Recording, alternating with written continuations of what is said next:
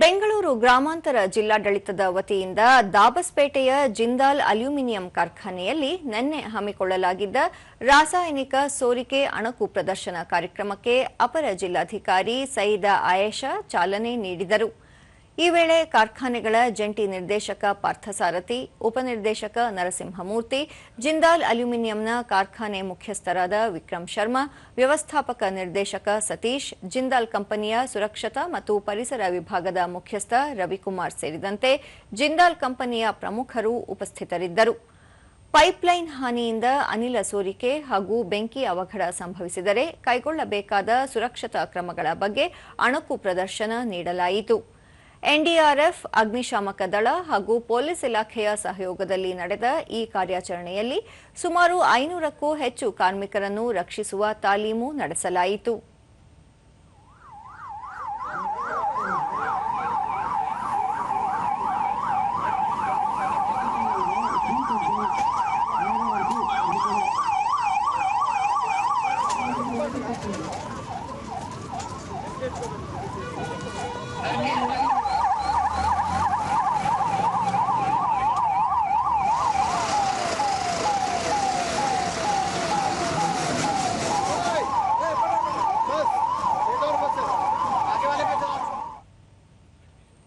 ಬಳಿಕ ಸೈದಾ ಆಯೇಷಾ ಆಕಸ್ಮಿಕವಾಗಿ ಎದುರಿಸಲು ಸಮನ್ವಯ ಇಲಾಖೆಗಳು ಸದಾ ಸನ್ನದ್ದವಾಗಿರಬೇಕು, ಭೋಪಾಲ್ ಅನಿಲ ದುರಂತದಂತಹ ಘಟನೆಗಳು ಮರುಕಳಿಸದಂತೆ ಮುನ್ನೆಚ್ಚರಿಕೆ ವಹಿಸಲು ಇಂತಹ ಪ್ರದರ್ಶನಗಳು ಸಹಕಾರಿ ಎಂದು ಅಭಿಪ್ರಾಯಪಟ್ಟರು. ಒಂದು ಮೀಟಿಂಗ್ ಮಾಡಿ ಅವರಿಗೆ ತಿಳಿಸಿದ್ದೀವಿ. ಅದರ ಪ್ರಕಾರ ಅವರು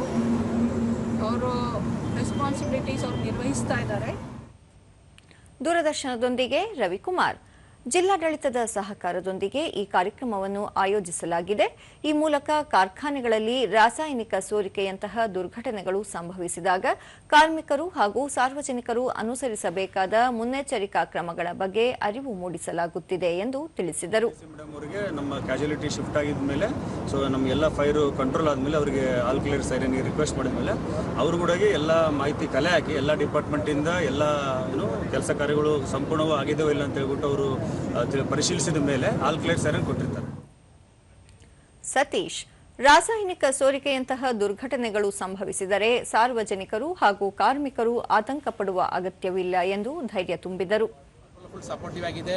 ನಮ್ದು ಏನೋ ಒಂದು ಈ ತರ ದುರ್ಘಟನೆ ಬಂದ್ರೆ ಇಮಿಡಿಯೇಟ್ ಆಗಿ ಎನ್ಆರ್ಡಿಎಫ್ ಟೀಮ್ ಎಲ್ಲರೂ ಬಂದ್ಬಿಟ್ಟು ನಮ್ಗೆ ಹೆಲ್ಪ್ ಮಾಡೋ ಥರ ಮಾಡ್ತಾರೆ. ಅದಕ್ಕೋಸ್ಕರ ಇದು ಮಾಡ್ತೀವಿ. ಸೊ ಇದು ಬಂದ್ಬಿಟ್ಟು ಎಲ್ಲರಿಗೂ ಒಂದು ಅವೇರ್ನೆಸ್ ಕ್ರಿಯೇಟ್ ಮಾಡೋಕ್ಕೋಸ್ಕರ. ಅವಿನಾಶ್, ಪ್ರತಿ 3 ತಿಂಗಳಿಗೊಮ್ಮೆ ಜಿಲ್ಲೆಯಲ್ಲಿ ಈ ರೀತಿಯ ಅಣಕು ಪ್ರದರ್ಶನಗಳನ್ನು ಏರ್ಪಡಿಸುವುದರ ಮೂಲಕ ಸಾರ್ವಜನಿಕರಲ್ಲಿ ಅರಿವು ಹೆಚ್ಚಾಗಲಿದೆ ಎಂದು ಅಭಿಪ್ರಾಯಪಟ್ಟರು. ಎವ್ರಿ 3 ಮಂತ್ಸ್ ಈ ಥರ ಒಂದು ಎಲ್ಲ ಕಾರ್ಖಾನೆಗಳಾಗಿರ್ಬೋದು, ಶಾಲೆಗಳಾಗಿರ್ಬೋದು, ಅಪಾರ್ಟ್ಮೆಂಟ್ಸ್ ಎಲ್ಲರೂ ಕೂಡ ನಾವು ಮಾಕ್ ಡ್ರಿಲ್ ಮಾಡೋದ್ರಿಂದ ಏನಾಗುತ್ತೆ, ಪಬ್ಲಿಕ್ಕಿಗೆ ರಿಪೀಟೆಡ್ ಆಗಿ ಅದ್ರ ಬಗ್ಗೆ ಅವೇರ್ನೆಸ್ ಬರುತ್ತೆ.